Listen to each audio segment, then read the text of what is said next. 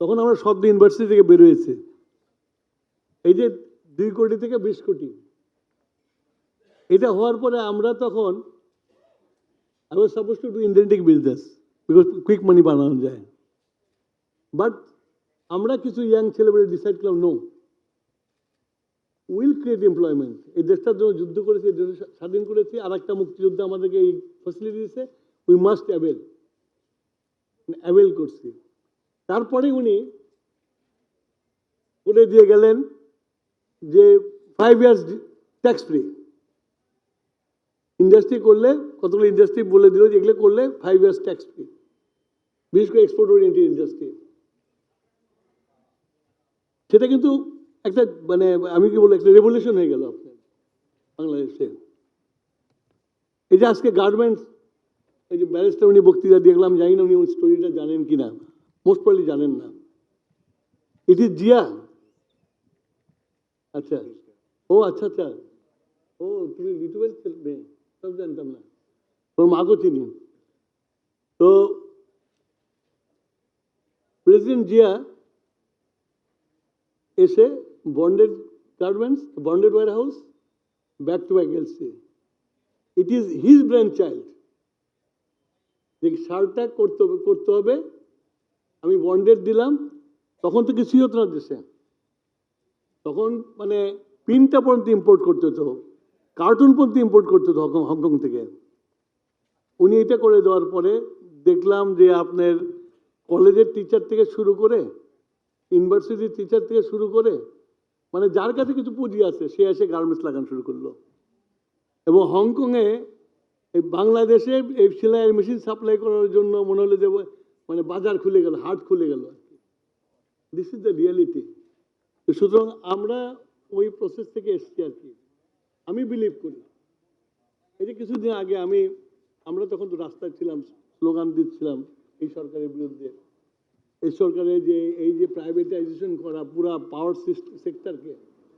আজকে আমাকে আপনাদের কাছে জবাবদিহি করতে হচ্ছে, 56,000 কোটি টাকা আমার বাকি আছে। কিন্তু আমরা কোনোদিনও চাই নাই যে পুরা জেনারেশনটাকে প্রাইভেট হাতে দিয়ে দেব।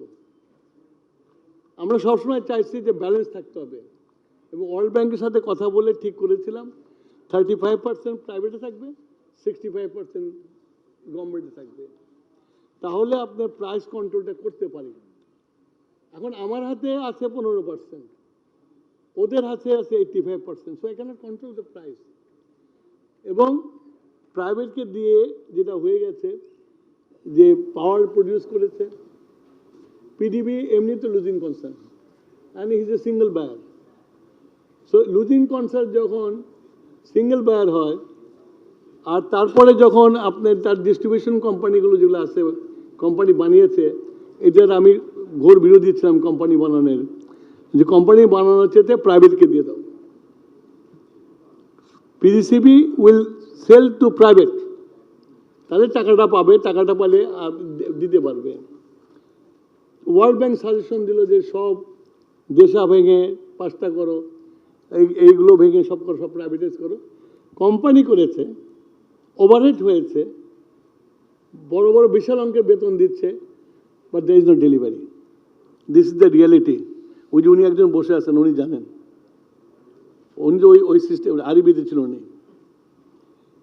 তো যার ফলে হয়ে গেছে কি আপনার আরো অবাক হবেন, আপনার জানা দরকার এগুলো আর কি। আপনার যে আমাদের যে আছে যেটা দেশা ছিল, ওটা তো ভেঙে, ওটার নাম জানে কি, ডেসকো না, ডিবিডিসি। তাদেরকে তারা একটা চাইনিজ লোনে আপনার পরিবারকে লাগাতে টুইন টাওয়ার বানাচ্ছে। চায়না থেকে লোন করে ডিপিডিসি, যার লুজিং কনসার্ন, তাকে দিয়ে লাক্সারি করার জন্য টুইন টাওয়ার বানাচ্ছে আপনার। এবং লোনের টাকা রিপেমেন্ট শুরু হয়ে গেছে, কিন্তু বিল্ডিং হয়নি। তো এই যে অপচয়গুলো আপনার, এগুলো তো এসে তো বিদ্যুতের উপরে পড়েছে। তো ইউ হ্যাভ টু আন্ডারস্ট্যান্ড। এরকম করে মানে আমি বলবো ফিনান্সিয়াল মানে অরাজকতা যাকে বলে, if you come to my department you'll find তারা করে গেছে। 2 নম্বর হচ্ছিল যে আপনার, আমি যেটা বলতেছিলাম যে incentive, I very well know, আমার সাথে আশিকের সাথে কথা হয়েছে যে আমাদেরকে যদি ম্যাসিভ ওয়েতে যেতে হয় আমাকে ইনভেস্টারকে কিছু দিতে হবে যেটা দিয়ে সে আসতে পারে। আমরা শুধু আমাদের প্রবলেম হলে কি আমাদের ইনকাম, আমাদের ট্যাক্সেস ডিপার্টমেন্ট যেগুলো আছে তারা খালি চিন্তা করে যে ইম্পোর্ট করলে ট্যাক্স নিয়ে আমি আমার বাজেটের আমি করতে পারবো। লং টার্ম যদি চিন্তা করে, আমি যদি এখানে আপনাদেরকে ডিউটি ফ্রি দেই, আপনাদের একটা ইনকাম হবে, ইনকামের উপর ইনকাম ট্যাক্স আছে, তো আমাকে তো হিসাব করতে হবে যে আমি এইটা যদি না দেই সেখানে কত লস করছি, আর এটা কোম্পানিটা হয়ে যাওয়ার পরে যখন প্রডিউস করবে, যখন ইনকাম ট্যাক্স দিবে, তাহলে আমি কতখানি রোজগার করছি। এইভাবে আমরা করি না, কিন্তু যেহেতু আমাদের প্রধানমন্ত্রী চাচ্ছে যে ইমিডিয়েটলি আমাদের এটা করতে হবে, বললো যে আগামীকালকে আমাদের মিটিং আছে, আমরা এগুলো কনসিডার করব যে কিভাবে কিছু করা যায় আর কি।